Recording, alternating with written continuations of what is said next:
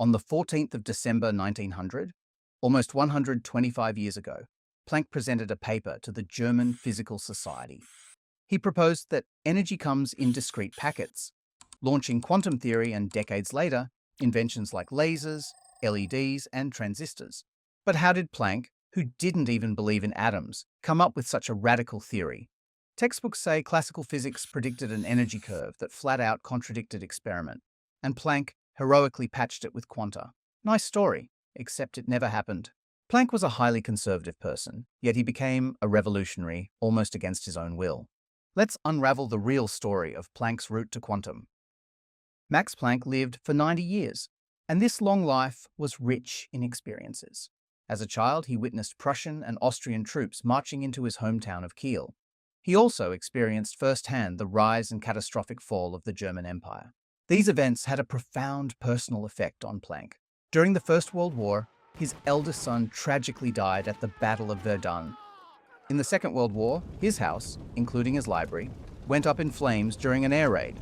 The most terrible blow of all fell when his second son, Erwin, was executed by Nazi regime in January 1945, despite Planck's desperate plea to Hitler for mercy. Though Planck endured profound personal loss in his life, his legacy as one of science's greatest minds endures to this day. Max Planck was born in Kiel in 1858 and later moved with his family to Munich. In Munich, he attended Maximilian Gymnasium High School and after graduation entered the university to study physics. Just at the age of 16, he joined the university, only to be told by his professor that almost everything had been discovered in theoretical physics, and all that remained was to fill some holes. Danach habe ich meine Universitätsstudien in München begonnen, wo ich zur Schule ging. Dort haben mich die Professoren Ludwig Seidel und Gustav Bauer in die Mathematik eingeführt und Philipp von Jolly in die Physik. Ich bewahre allen dreien eine dankbare Erinnerung. Aber unvergesslich sind mir die Worte des letztgenannten, Herrn von Jolly, als ich von ihm Abschied nahm, um mein letztes Semester in Berlin zu studieren. Und zwar hauptsächlich theoretische Physik. Er sagte mir nämlich, theoretische Physik, das ist ja ein ganz schönes Fach, obwohl es gegenwärtig keine Lehrstühle dafür gibt. Aber grundsätzlich Neues werden Sie darin kaum mehr leisten können. Denn mit der Entdeckung des Prinzips der Erhaltung der Energie ist wohl das Gebäude der theoretischen Physik ziemlich vollendet. Man kann wohl hier und da in dem einen oder anderen Winkel ein Stäubchen noch auskehren, aber was prinzipiell Neues, das werden Sie nicht finden. Wenn mich diese Worte nicht abhalten ließen, den ins Auge gefassten Weg zu gehen, so war es eigentlich weniger mein Gedanke, dass ich etwas Neues leisten könnte, sondern vielmehr der Wunsch, den Naturgesetzen noch etwas näher nachzuforschen. Fortunately, Planck was undeterred. Within decades, quantum mechanics and relativity were discovered, and those were obviously not small holes. For his PhD, he wanted to rigorously formalize Clausius's ideas of entropy. So, what was the impact of his thesis? It was basically nil. His professors didn't understand it. To his wonder, he found no interest, let alone approval, even among the very physicists who were closely concerned with the topic. Clausius never responded to his letters, and could not find him when he tried to see him in person in Bonn. This, however, didn't deter him from continuing the study of entropy. For him, entropy, next to energy, was the most important property of physical systems. Therefore, he decided to devote his career to this. He obtained several interesting results on this line, but unfortunately was scooped by the great American physicist Josiah Gibbs. Die Entropie ist eine Größe, welche neben der Energie wohl das Allerwichtigste der ganzen Natur vorstellt. Die Energie bleibt konstant, die Entropie wächst aber immerfort, sie kann niemals abnehmen. Und darin beruht das Wesen des zweiten Hauptsatzes der Wärmetheorie, dass die Entropie eines Systems von Körpern immer nur zunehmen kann. Im Grenzfall bleibt sie gleich. Nimmt sie zu, dann ist der Vorgang irreversibel. Bleibt sie gleich, dann ist der Vorgang reversibel. Dann kann man ihn auch rückwärts verlaufen lassen. Das ist der große Unterschied unter allen Naturgesetzen. Und thermodynamisches Gleichgewicht ist dann vorhanden, wenn die Entropie ihren Maximalwert erreicht hat. Wenn sie nicht mehr wachsen kann, dann kann auch keine Veränderung mehr eintreten. Aus diesem Satze gehen alle Eigenschaften eines thermodynamischen Gleichgewichts hervor. Und diesen Satz, den wandle ich nun an auf physikalisch-chemische Gleichgewichte und auf Strahlungsgleichgewichte. In den physikalisch-chemischen Gleichgewichten, da ist mir ein Amerikaner zuvorgekommen. Das war John William Gibbs, Professor in Baltimore. Und der hat mir dadurch einen Erfolg vorweggenommen. Gibbs, the first American theoretical physicist, is also a very interesting figure. Maybe we can make a video about him in the future. Back to Planck, in 1889, following Kirchoff's death, he was invited to succeed him as professor of theoretical physics at the University of Berlin. For the first time, he found himself among the world's leading scientists, especially Helmholtz, whose slightest approval thrilled him. But other physicists were not so easy to approach. He was the only theorist there, and others felt that they didn't have much use for him. At the time, a different yet dominant school of thought in thermodynamics was gaining traction, championed by figures such as Mach, Ostwald, and Helm. In opposition to Clausius's theory, they created the so-called science of energetics, which, among many things, claimed energy as the most fundamental concept and rejected atomic theory as a metaphysical and unnecessary concept. A consequence of this viewpoint was that entropy was a mere bookkeeping tool, secondary at best, and maybe even dispensable. Obviously, this contradicted Planck's viewpoint, for whom entropy was as fundamental as energy itself. This led to a long and critical debate between Ostwald and Planck. In his autobiography, Planck mentions this as a very disheartening episode of his scientific career. All of his arguments went unheard, and he simply couldn't convince the energetics group. In the end, Planck's thesis did gain acceptance, not because of his arguments, but due to the rise of the atomic theory, championed by Ludwig Boltzmann. The clash between Boltzmann and the energetics school was far more intense. Unlike Planck, the two antagonists were each other's equals in quick repartee and natural wit. Boltzmann also got annoyed with Planck, as it is clear from his letters and publications. This was because Planck was not only indifferent but, to a certain extent, even hostile to the atomic theory, which was the foundation of Boltzmanns entire research. Den mir ein Gedanke von Ludwig Boltzmann machte. Dieser hat nämlich vom Standpunkt der atomistischen Theorie ausgehend die Entropie eines Gases gedeutet als den Logarithmus der Wahrscheinlichkeit des Zustandes des Gases. Die Anwendung des entsprechenden Verfahrens auf die Hohlraumstrahlung, die konnte nur dann gelingen, wenn man auch die Strahlung als atomistisch konstruiert betrachtet. Wenn man auch die Strahlung als aus einzelnen, speziellen Quanten zusammengesetzt ansieht. Und diese Voraussetzung führte notgedrungen zur Annahme von solchen Strahlungsatomen oder Strahlungsquanten von ganz bestimmter Größe, die durch die vorliegenden Messungen ganz genau bekannt sind. Ich wagte anfangs diese Hypothese nur ungern, weil sie allen Vorstellungen der klassischen Atomistik widersprach. Aber es gab keinen anderen Weg.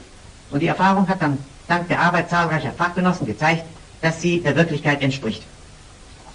Only when Planck informed Boltzmann of the atomistic foundation for his radiation law did Boltzmann assume a friendlier attitude towards Planck. Eventually, Boltzmann's ideas did triumph over those of Ostwald and Mach.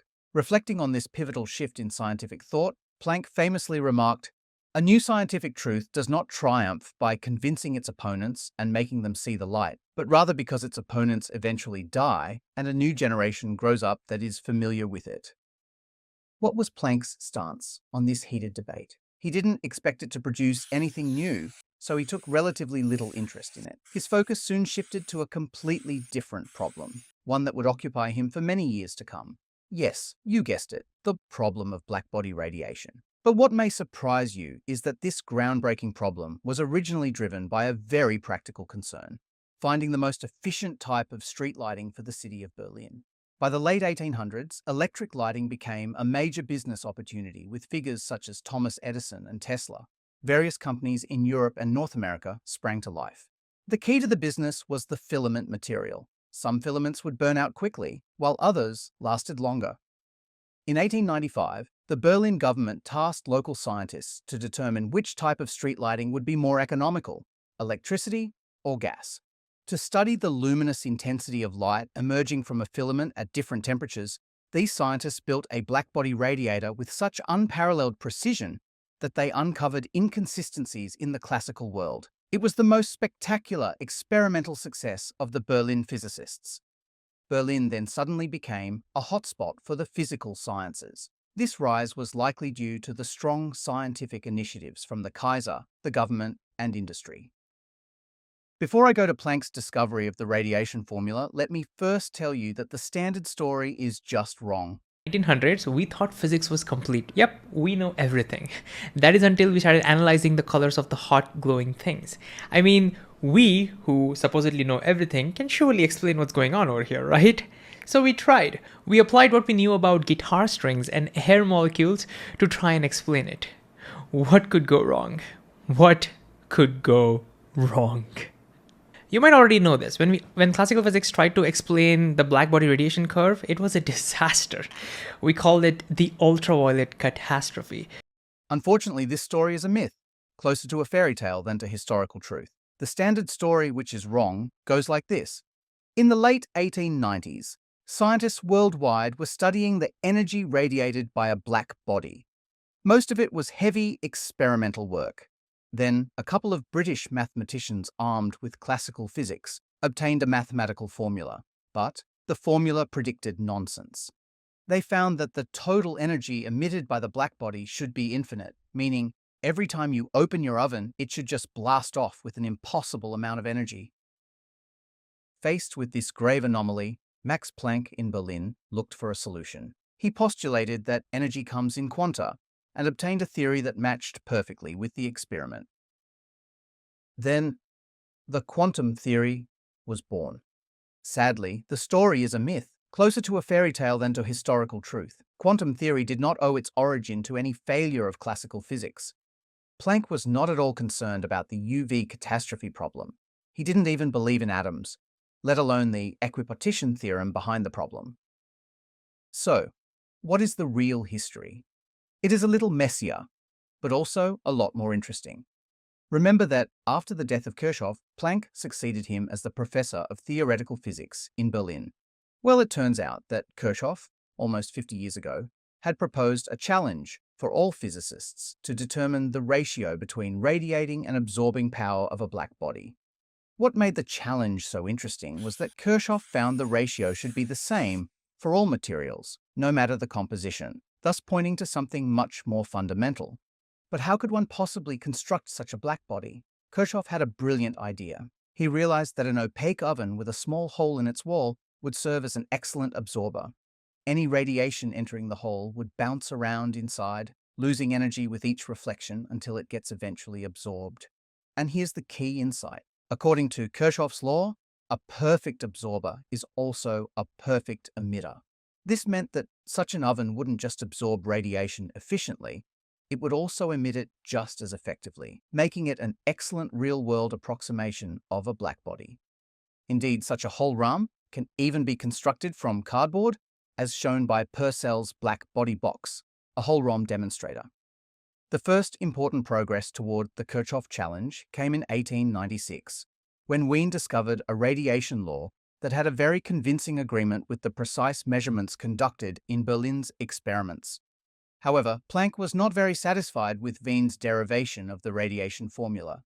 He accepted Wien's formula as some kind of deep truth, but he wanted a more rigorous derivation of it. Deep down, he also hoped that this pursuit might lead him to his ultimate goal, derive the second law of thermodynamics. However, computing the radiation law of arbitrary material would be too challenging. Fortunately, Planck knew he had no reason to worry. Kirchoff had already proven that such a formula would be independent of the material's nature. Thus, he considered the simplest object in physics, a harmonic oscillator. Blackbody radiation was the hot topic at the time, and all the great physicists were working on it. But their approach was different from Planck's. He suspected that the fundamental connection lies in the entropy of the oscillator and energy. But, as we discussed earlier, entropy was not taken seriously by others, so Planck could work on his calculation thoroughly without any fear of competition. It is rather ironic that, with an odd jest of fate, the very lack of interest of his colleagues turned out to be an outright boon for him. Using Wien's radiation law, Planck derived an expression for the oscillator's mean energy and calculated its corresponding entropy. Interestingly, the second derivative of the obtained entropy is negative, which guarantees that the entropy will always increase back to equilibrium if the system is disturbed. This is the second law of thermodynamics. Planck was impressed by this elegant simplicity. Convinced he was on the brink of a profound thermodynamic truth, he was wrong. The harmony between theory and experiment did not last long. to Planck's consternation, experiments performed in Berlin showed that the Vinplank Law did not correctly describe the spectrum at low frequencies.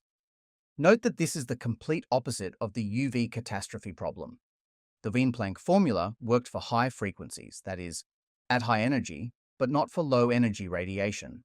So, historically, we had a formula that would work in the quantum regime, but not in the classical regime. Something had gone wrong, and Planck had to return to his desk to reconsider why the apparently fundamental derivation produced an incorrect result. Interestingly, even before the experimental results were publicly announced, he was aware of it and had begun working on a correction. On 19 October 1900, he presented a paper titled On an Improvement of Wien's Spectral Equation at a meeting of the German Physical Society. In the same paper, he showed the expression of the famous Planck's radiation law as well.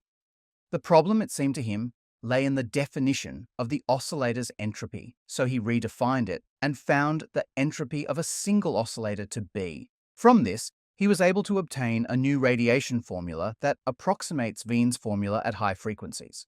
More interestingly, this version of the famous radiation law agreed perfectly with the high-precision measurements within their tiny limits of error throughout the entire frequency range. This eventually earned him a Nobel Prize.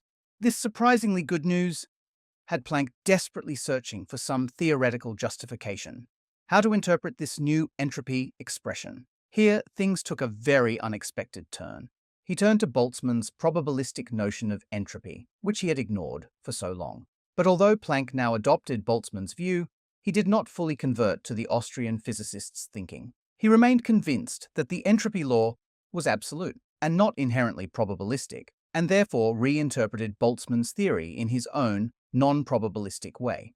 It was during this period that he stated for the first time what has since become known as the Boltzmann equation, S equals K log W, which relates the entropy, S, to the molecular disorder, W. Yeah, the equation in Boltzmann's grave was first written by Planck. Aber die Entropie der Strahlungswärme, die Abhängigkeit der Entropie von der Strahlungsintensität, die fand ich nicht, wie ich anfänglich versuchte, auf rein theoretischen Wegen, sondern ich fand sie nur durch Anlehnung an die Messungen. Einerseits von Otto Lummer und Ernst Pringsheim in der Physikalisch-Technischen Reichsanstalt und andererseits von Heinrich Rubens und Friedrich Kohlbaum an der Technischen Hochschule. Bei der Aufgabe, diese Gesetze, die experimentell gefunden waren, zu deuten, ließ ich mich leiten von dem großen Eindruck, den mir ein Gedanke von Ludwig Boltzmann machte. Dieser hat nämlich vom Standpunkt der atomistischen Theorie ausgehend die Entropie eines Gases gedeutet als den Logarithmus der Wahrscheinlichkeit des Zustandes des Gases. Die Anwendung des entsprechenden Verfahrens auf die Hohlraumstrahlung, die konnte nur dann gelingen, wenn man auch die Strahlung als atomistisch konstruiert betrachtet, wenn man auch die Strahlung als aus einzelnen, speziellen Quanten zusammengesetzt ansieht. On December 14th, 1900, Planck presented his seminal paper to the German Physical Society, introducing the idea of quanta, energy arriving in discrete chunks. Let's quickly go through the key steps in the paper. To find W, Planck had to be able to count the number of ways a given energy can be distributed among a set of oscillators. This is a simple combinatorial problem related to finding how many ways m objects can be distributed among n boxes, assuming each object has energy hf and each box has mean energy u. For m objects and n boxes, we have the following relationship. Now, Boltzmann's entropy for the n oscillator is given by this expression. As you can see, this matches perfectly with the expression of the entropy he obtained in the second paper. The conclusion was simple. The entropy expression tells that the total energy is distributed among the oscillators in discrete chunks, each of size hf. In this way, quantization was introduced in physics at the most fundamental level. Planck later described this move as an act of desperation. He recalled, "For 6 years I had struggled with the black body theory. I knew the problem was fundamental, and I knew the answer. I had to find a theoretical explanation at any cost, except for the inviolability of the two laws of thermodynamics." The history, as you can see, is quite complex. Here's a quick chronological summary, starting with Kirchoff's 1859 challenge and leading up to Planck's quantum hypothesis on December 14, 1900. Quantum theory was born. Or was it? Surely Planck's constant had appeared with the same symbol and roughly the same value as used today. But the essence of quantum theory is energy quantization, and it is far from evident that this is what Planck had in mind. Far more interesting than the quantum discontinuity was the impressive accuracy of the new radiation law and the constants of nature that appeared in it. If a revolution occurred in physics in December 1900, nobody seemed to notice it. Planck was no exception, and the importance ascribed to his work is largely a historical reconstruction. Planck's work didn't immediately crash classical physics either. Even Planck was not aware of what he had done. That he did not see his theory as a drastic departure from classical physics is also illustrated by his strange silence. Between 1901 and 1906, he did not publish anything at all on black body radiation or quantum theory. If Planck did not introduce the hypothesis of energy quanta in 1900, who did? Lorentz and even Boltzmann have been mentioned as candidates, but a far stronger case can be made that it was Einstein who first recognized the essence of quantum theory. There is no doubt that the young Einstein saw deeper than Planck, but that's the topic for the next video.